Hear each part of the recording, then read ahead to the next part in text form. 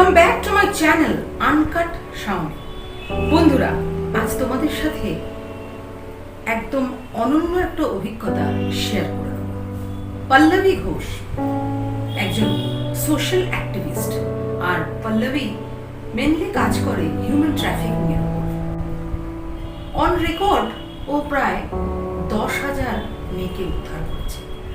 সব থেকে বড় কথা কি জানো, ও যে শুধু উদ্ধার করে তাদের হোমে বা বাড়িতে দিয়ে দিল এমন না, ও তারপর চেষ্টা করে যে সে সমস্ত মেয়েদের কিভাবে নিজের পায়ে দাঁড় করানো যায় এবং তাদের সমাজের মূল স্রোতে কিভাবে ফিরিয়ে আনা যায়।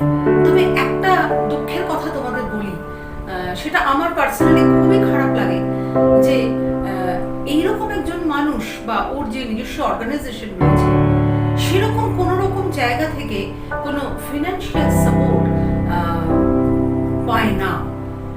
একদম পায় না সেটা বলা ভুল হবে, কিন্তু ওর যতটা ফিনান্সিয়ালি সাপোর্ট পাওয়ার দরকার সেই পরিমাণ সাপোর্ট ডেফিনেটলি পেলে আমার মনে হয় ও আরো অনেকটা বেশি এগোতে পারত।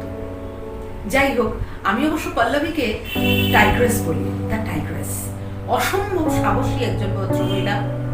আমি ওকে খুব সামনে থেকে দেখছি এবং অত্যন্ত ভালো মনের একজন মানুষ। সেটা তোমরা বুঝতেই পারছো যে ভালো মনের মানুষ না হলে কেউ ঝাঁপ দিয়ে পড়ে এতটা কাজ করতে পারে না। আমরা একটু দেখে নিই সেই গ্রামের মানুষদের, দেখে নিই পল্লবী তাদের সাথে কতটা জড়িত এবং ও কতটা নিজেকে উজাড় করে আমাদের এই সমাজ সংস্কারের কাজটা চালিয়ে যাচ্ছে।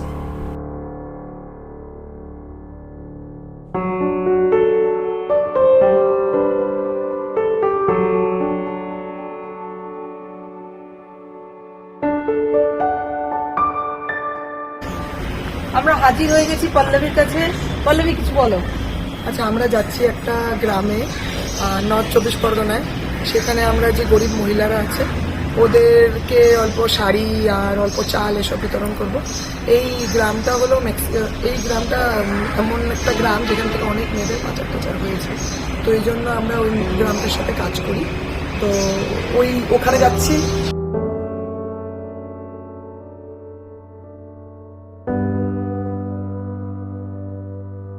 আমি ধন্যবাদ জানাবো পল্লবীকে অবশ্যই যে এইরকম একটা অভিজ্ঞতার সাক্ষী আমি হতে পেরেছি শুধুমাত্র পল্লবীর জন্যই। প্রমিতকেও ধন্যবাদ জানাবো, সারাটা দিন আমাদের সাথে থেকে ও ভিডিও করেছে। আর সে সমস্ত অসংখ্য মানুষ, সে সমস্ত গ্রামবাসী, সেসব গ্রামবাসীদের জন্য রইল আমাদের অনেক ভালোবাসা। আর বিশেষ করে ধন্যবাদ জানাবো বিভিন্ন রকম ভাবে যারা আমাদের সাহায্য করেছে।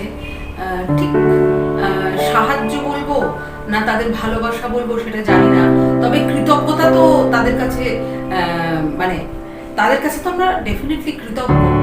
কারণ তারা কেউ শাড়ি পাঠিয়ে দিয়েছে, কেউ বা দিয়েছে মানে তাদের কিছু খাবার দাবার কেনার জন্য টাকা পয়সা, বিভিন্ন হেল্প যারা করেছে যেরকম ভাবে, তাদের জন্য মানে তাদের প্রতি রইল আমার অনেক কৃতজ্ঞতা। আমার একটা বিশেষ অনুরোধ থাকবে তোমাদের কাছে, যে সেটা হচ্ছে যে এই পল্লবীর অর্গানাইজেশনকে তোমরা যদি কোনো রকম ভাবে মানে তার সঙ্গে থাকতে চাও, দেখো ফিজিক্যালি ওর সঙ্গে থাকা সম্ভব নয়, কারণ ও একটা এমন সাবজেক্ট নিয়ে কাজ করে, সেই সাবজেক্টে আমাদের পক্ষে থাকা একেবারেই সম্ভব নয়।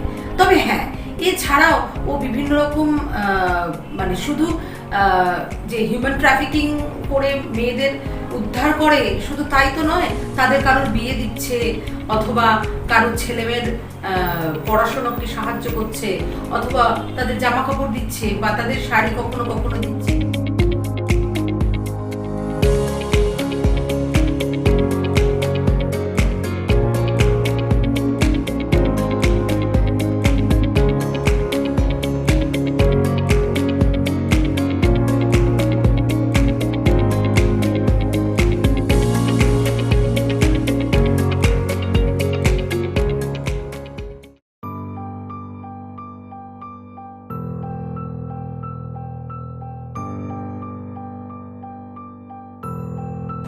প্রমিত এবং আমি পল্লবীর সঙ্গে গেছিলাম একটি গ্রামে, যে গ্রাম থেকে হিউম্যান ট্রাফিকিং হয়েছিল এবং তারপর সেই মেয়েকে উদ্ধার করে এনে ও সেই গ্রামে তার জন্য একটা ছোট্ট দোকান করে দিয়েছে এবং সেই মেয়ে বিয়েও হয়েছে।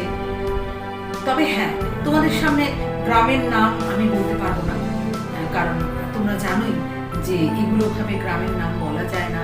যে সার্ভাইভার রয়েছে তাকে হয়তো তোমাদের সামনে সেভাবে দেখাতেও পারবো না, কিন্তু সেই গ্রামে অসংখ্য মানুষ রয়েছে, যে সমস্ত মানুষদের জন্য পল্লবী অনেক কিছু ভাবে এবং সে সমস্ত মানুষদের কর্মসংস্থান করার চেষ্টা করে।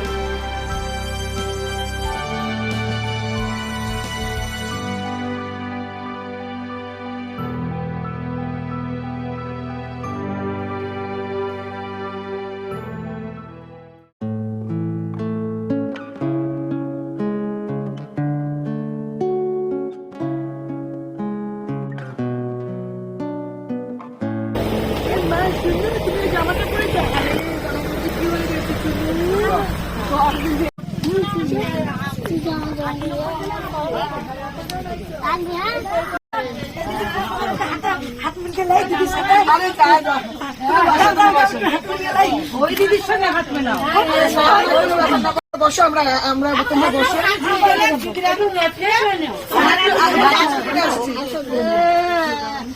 দেখি ভালোই মানুষ এনেছে।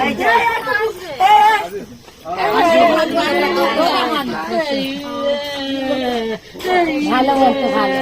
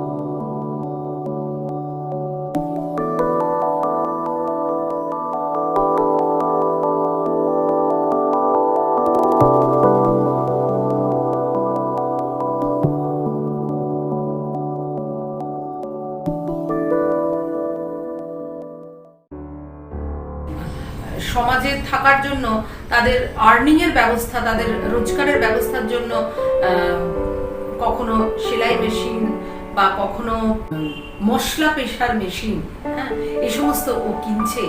হ্যাঁ, এই সমস্ত দিক থেকে তোমরা যদি কেউ পাশে থাকতে চাও, তাহলে আমার এই ভিডিওর নিচে তোমরা কমেন্টসে জানিও, তখন আমি তোমাদের সাথে পার্সোনালি যোগাযোগ করব। আর তোমাদের কাছে রিকোয়েস্ট থাকবে যে তোমরা থাকো, সঙ্গে থাকো। তোমরা সঙ্গে থাকলে তাহলেই এই বিশাল বড় সমাজকে যে একা হাতে পল্লবী বয়ে নিয়ে যাওয়ার চেষ্টা করছে, সেই তোমরা সঙ্গে থাকলে কি ওর ওর কাজটা আরো সহজ হবে। যাই হোক, আমি আমার মতো করে চেষ্টা করি ওর পাশে থাকার, যতটা আমার পক্ষে সম্ভব। আর তোমরাও চেষ্টা করো আমার পাশে থাকার। তোমাদের কাছে অনেক ধন্যবাদ। যারা বাকি আছে তারা আসলে হবে তো, আবার আসলে দেরি হয়।